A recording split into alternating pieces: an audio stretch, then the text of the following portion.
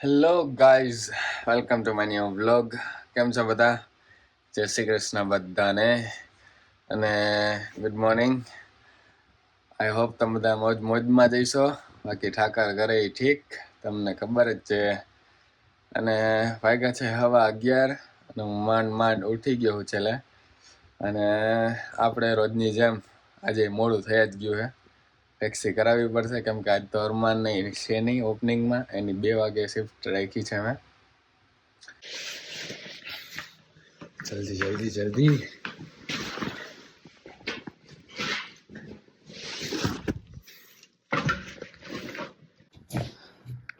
બસ રોજનું જ છે.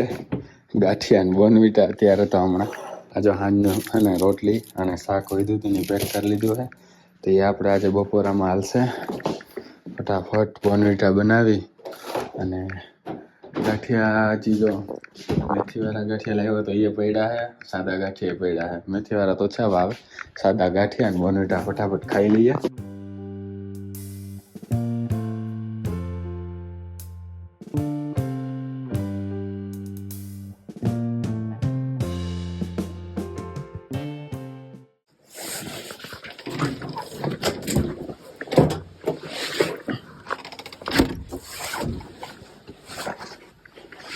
ચાલો ડ્રાઈવર વેઇટ કરે છે. વા જો જલ્દી જઈએ.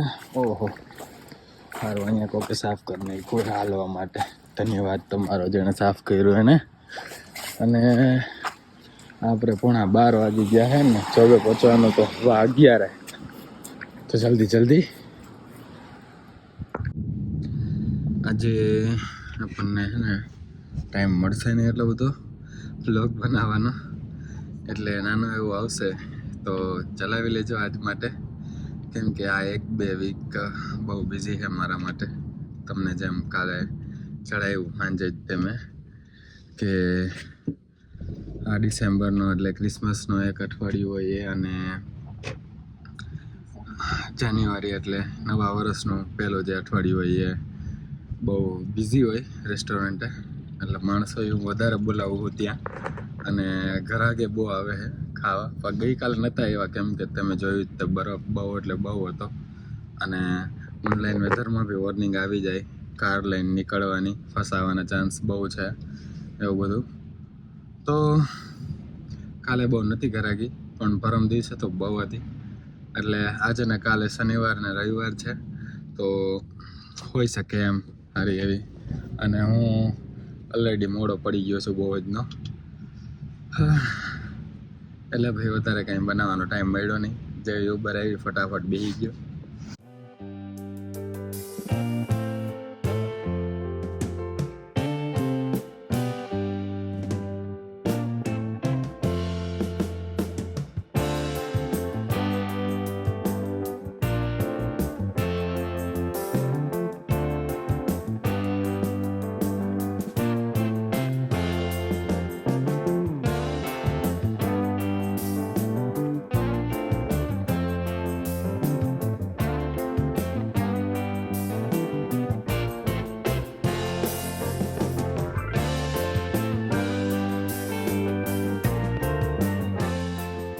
આ જો પ્રેમચંદ લાઇબ્રેરી, અહીંયા વાંચવા આવવું હોય તો મફત જ છે.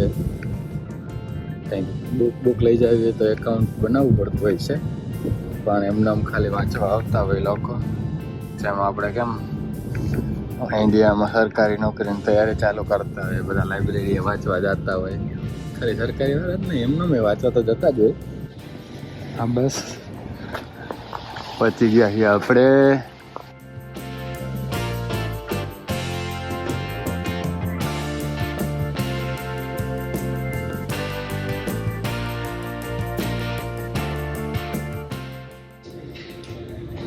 સાડા 4 વાગ્યા જ છે અને સ્કેડ્યુલ બનાવવા બેઠો છું. બતાવું તમને, ઓનલાઈન જ હોય બધું જ. તે જો સ્ક્વેરની એપ મતલબ કે વેબસાઇટ અને એપ બને છે, અને સ્ક્વેરની વેબસાઇટ પર તે એમ્પ્લોઈઝ પોતાની ક્યારે અવેલેબલ છે એ સેટ કરી દે. જો આ બધી સેટ કરેલી છે. પછી અહીંયા સ્કેડ્યુલમાં જઈ અને આ જે વીક ચાલી રહ્યું છે અઠવાડિયું એનું છે. એટલે ફ્રાઈડે સુધીનું પતી ગયું. એટલે આજે સેટરડે છે, એટલે આજે શનિવાર છે, તો રવિવારથી શુક્રવાર સુધી તો પતી ગયું, એટલે ઝાખું આવે. અને શનિવાર આજે ચાલે છે, એટલે એક કાઢું છે. હવે અહીંથી હું આમ કરી અને કોપી ડુપ્લિકેટ કરી નાખું. પછી આ બધા મતલબ પાછલા અઠવાડિયાના સેમ ટુ સેમ આ અઠવાડિયે આવી ગયું એમ. અને હવે આમાં કાંઈ બદલાવ કરવો હોય મારે અવેલેબિલિટી પ્રમાણે એ કરી નાખું. દર શનિવારે બનાવું આખા નેક્સ્ટ અઠવાડિયાનું સ્કેડ્યુલ, કોણ કેટલા વાગે આવશે એની. તો બસ અત્યારે એ કરી નાખું અને પછી શાકને રોટલી પેક કરીને લઈ આવ્યો હતો એ ખાઈ નાખીશું. 4:30 જેવું થયું છે, એટલે આપણો ટાઈમ જ છે. અમને ગયા બ્લોગમાં કીધું જ તે. તો બસ સ્કેડ્યુલ બનાવી નાખું, પબ્લિશ કરી દઉં, એટલે બધા જે હોય કામ કરવાવાળા માણસો, એમ્પ્લોઈઝ, એમને મેસેજ આવી જાય મોબાઈલમાં જ કે આટલા દિવસે તમારે આટલા વાગ્યાથી આટલા વાગ્યા સુધી કામ કરવાની શિફ્ટ જોબ છે એમ.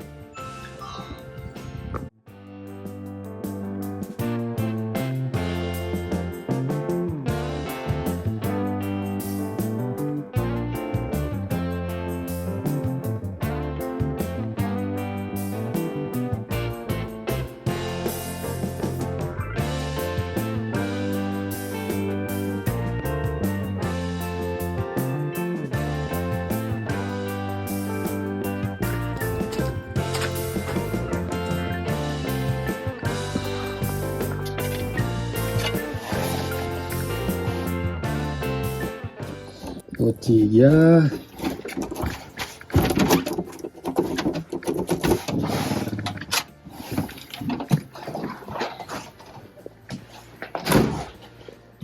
પહેલા તો જોવાનું હું છે ખાવામાં,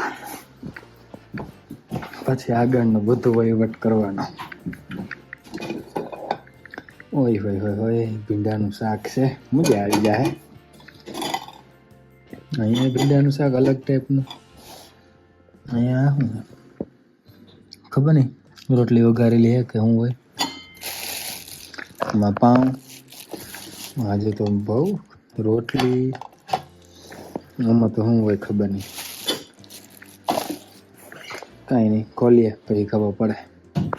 પહેલાં નાતા આવીએ, કપડાં બપડા બદલાવીને ફ્રેશ થઈને આવીએ, પછી ખોલીએ બધું શું છે સરખું ચેક કરવું પડશે. આજ કંઈક વધારે જ આઈટમ લાગે. અંદર દેવલા સાથે વાત થઈ પછી જાણવા મળ્યું કે દેવલો હે ને સ્વામિનારાયણ મંદિરે સભામાં ગયો તો આજે, તો ત્યાંથી પાઉંભાજી ને એ બધું લાવ્યો છે. અને આ લોકોએ રોટલી અને ભીંડાનું શાક બનાવ્યું હતું, તો એ હવે ગરમ કરીને ખાઈ લઈએ.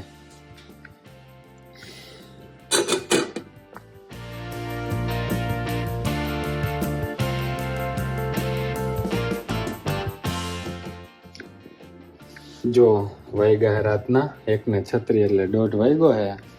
અને આપણી રોટલી કાલ માટે પેક કરી લીધી છે, અને ભીંડાનું શાક હતું એ ને રોટલી વઘારેલી હતી એ બી પેક કરીને ફ્રીજમાં જ રાખી દીધું હટાણે જ તે. કેમ કે બાકી તમને ખબર જ છે, રોજે રોજ સવારે ઉઠવામાં મોડું જ થઈ જાય છે. આજે તે 11:15 મારી શિફ્ટ હતી, પહોંચવાનું હતું. ને 11:15 ઉઠ્યો હું અને પહોંચ્યો તો 12 વાગે એ ટેક્સી કરાવીને. અને શિફ્ટે જો કે મેં જ રાખી હતી મારી 11:15, એવું નહીં બીજા કોકે રાખી હતી એનું ના પહોંચી ગયો, પણ હાલે ક્યારેક એમ. અને કીધું એમ કે 1:30 વાગ્યો છે. ખાધું પીધું બધું પેક કર્યું રાખ્યું. વાસણ હતા ઘરે, હું ટિફિન લઈ ગયો તો આજે રેસ્ટોરન્ટે 2-3 ખરાબી લઈ ગયો તો ડાબામાં નાખીને, બાકી શાક રોટલી લઈ ગયો તો બતાવી હતી એમ તમને, એ બધા ધોયા. બાકી અત્યારે ખાધું વાસણ એ બધા ધોયા. 1-1:30 વાગે રાતે. તમને એમ થાય કે રાતે 1 વાગે વ્યારું હોય તો 4-4:30 બપોર આવી ન હોય, બપોર પછી. પણ આ કેનેડા છે અને મારું સ્કેડ્યુલ આ જ છે, મારો ટાઈમિંગ વધારે પડતો આ જ હોય છે, તમને રોજ ખબર પડી જ જાય છે. પણ જ્યારે આખો દિવસની શિફ્ટ હોય ત્યારે સ્કેડ્યુલ આવું હોય, અને બાકી ટાઈમ ફરી જાય ખાવાનો, અને એવું હાલતું રહેતું હોય. તમે વ્લોગમાં જો કે જોવો જ છો.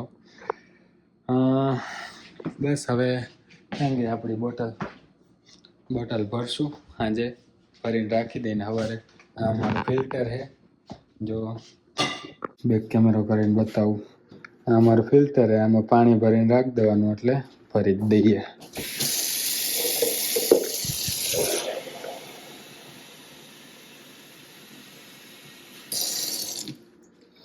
આમાં આવી રીતે છે ને પાણી ભરીને રાખી દેવાનું એટલે અહીંયા ફિલ્ટર લાગેલું હોય,